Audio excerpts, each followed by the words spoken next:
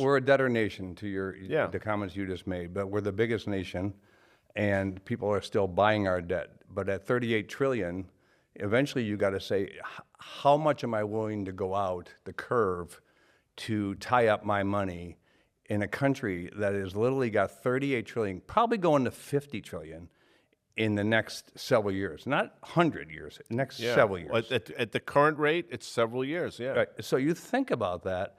So you think, well, it's really hard to believe that anybody's going to buy long-term debt in the United States when there's that kind of exposure out there. So that is very concerning to me from a market perspective. So I think that the overall market is, it's got some issues here.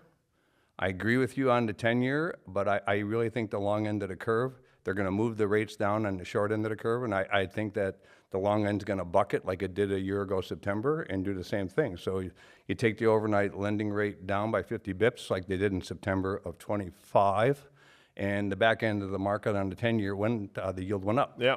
And I think we'll see a continuation of that. So the question will be, what did you accomplish for the consumers? Consumers don't borrow overnight lending, and I don't know what people don't understand about that. It's pretty easy to understand, but well, yes, yes, it's pretty easy to understand. Yet there are people obviously that I think conflate what the Fed does and what interest rates do, and that's somewhat problematic. Which is another reason why your products are important.